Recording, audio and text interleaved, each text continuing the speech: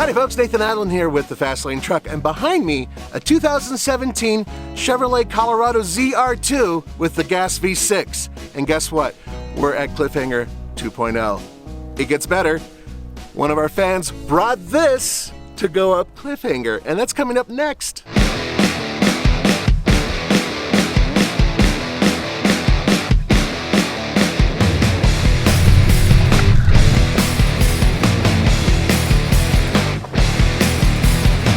Ladies and gentlemen, I'd like to introduce to you our friend Chris Laney from Arizona. He drove all the way out here to take his ZR2 up Cliffhanger 2.0. What do you think so far? I mean, looking up at that mountain. I mean, it looks awesome, but it's way steeper than what I normally watch on camera. So why did you bring your truck here? I'm a big fan of the show, and I had the opportunity to bring it out here, and I've been wanting to see the ZR2 go up Cliffhanger 2.0. I think the best thing today, even though I really do want to drive it, is to have you drive it and I'll sit side seat. And we brought our Jeep so Roman can follow us and have a drone that will crash in front of us as we drive, and it'll be awesome video. Sounds great.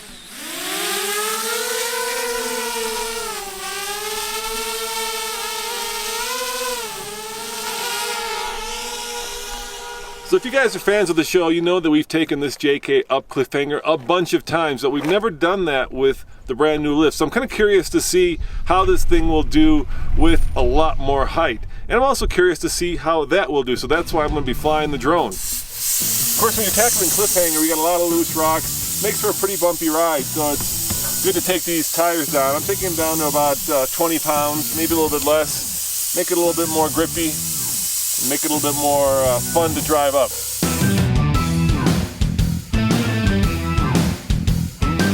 Of course, for you hardcore off-roaders, we're still missing some pretty essential off-road bits and pieces like a disconnectable sway bar, a locking front and rear differential, upgraded axles, but all that stuff gets really expensive. So give us some time and we'll hopefully add that to this Jeep. For right now, let's see how it does with the new bits and pieces that we put on. Now, if you're hearing a banging, it's our D-rings on the best top bumper. We really should put some tape around those. It's pretty annoying. So I'm gonna add that to my to-do list. But so far, a lot of great articulation, and this Jeep's ride is much softer than with the stock wheels and tires. So we do have limited slip, or at least Jeep's version of that. So if I do start to lose grip, the Jeep should compensate. All right, here we go. Picking my line, but the Jeep is taking it in stride. It's funny, whenever we have anybody come up here, they're always surprised at how steep this is. It's hard to show that on video, especially when the camera's bouncing around like it is right now. Now at this point, you guys might be wondering, why aren't we comparing these two directly? And there's a simple reason for that. First, this is a pickup, this is a Jeep. This has a locking front and a locking rear diff. This doesn't. But more importantly, next month, GM is sending us one of these, and Jeep is sending us one of these that has not been lifted, that has both lockers, basically the Rubicon version, and that's when we're going to compare the two. Today, we're going to see how this truck does, especially with those new Multimatic shock absorbers. GM really touts those as being better than anything else out on the market, so I'm sure Nathan and Chris will find out when they tackle Cliffhanger 2.0. I'm gonna go ahead and put it in full low right Yep. now. Go ahead and lock it on up. Yep, and then lock the rear diff. Behold, a 308 horsepower V6. It puts out 275 pound-feet of torque, and it's channeled through an 8-speed automatic transmission, feeding all four wheels. It also has 31-inch tires. You can get one of these in a diesel, but that's $3,500 more. So this makes sense, and according to Chris, he was able to keep it under 50 grand. So we aired down, how much did you air down on this one? About 22, 23. Okay. For those of you who don't know, this is one of the few vehicles that's not a Jeep that you can actually lock the front and rear diff. Actually, the only one that comes to mind currently that's available that has actual locking front and rear diff would be the big Power Wagon. Now we're getting to some stuff that's a little hairy. And those skid plates to work.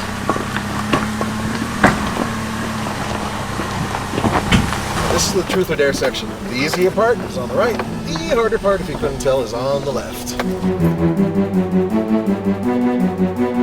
So what do you think? I'd really like to show off the ZR2's capabilities, Nathan, so I'm going to take dare. Yes! Yeah, I'm pretty happy about that. Hey guys, I hate to tell you this, but moose are a lot more dangerous than bears. Yeah. They kill a lot more people in Colorado. Yeah, he's looking at us. Let's just head on up the mountain and let them graze. Seriously, they're more dangerous than bears here in Colorado.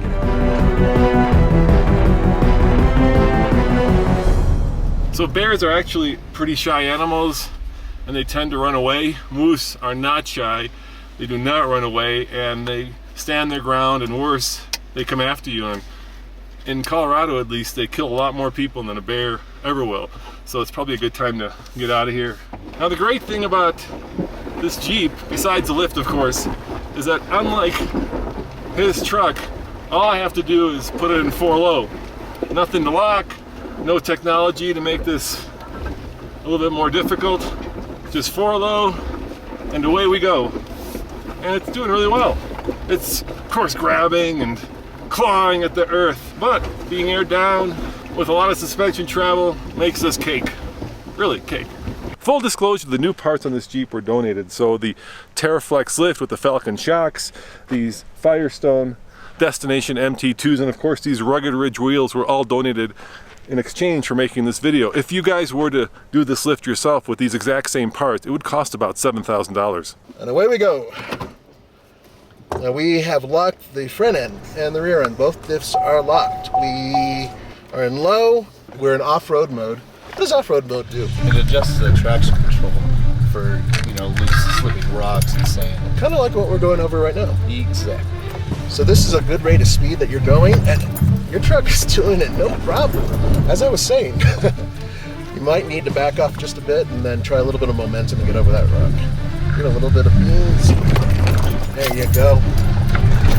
There you go. Yep.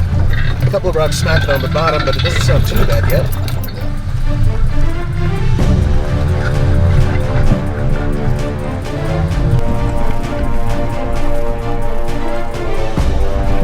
And good, good.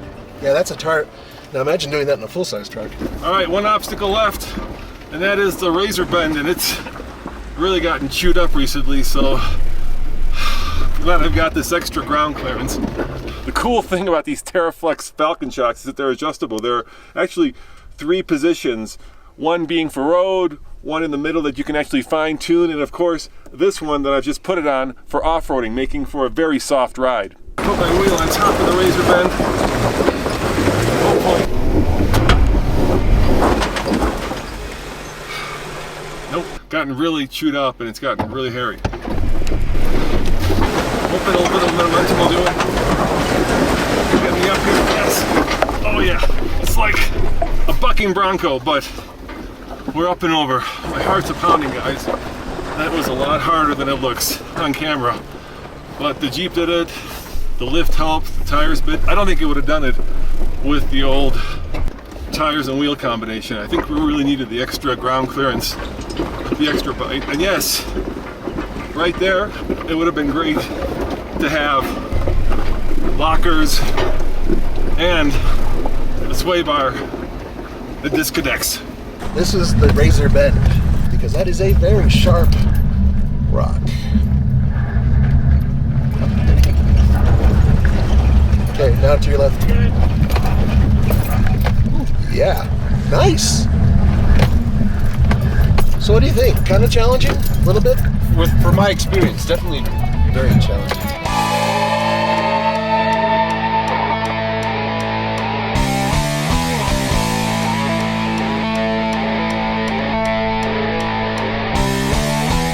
So the lift, the tires, and the wheels proved to be a real great asset to the Jeep, but sometimes locking diffs make a huge difference, as we saw on Razor Bend, because this struggled and this did not.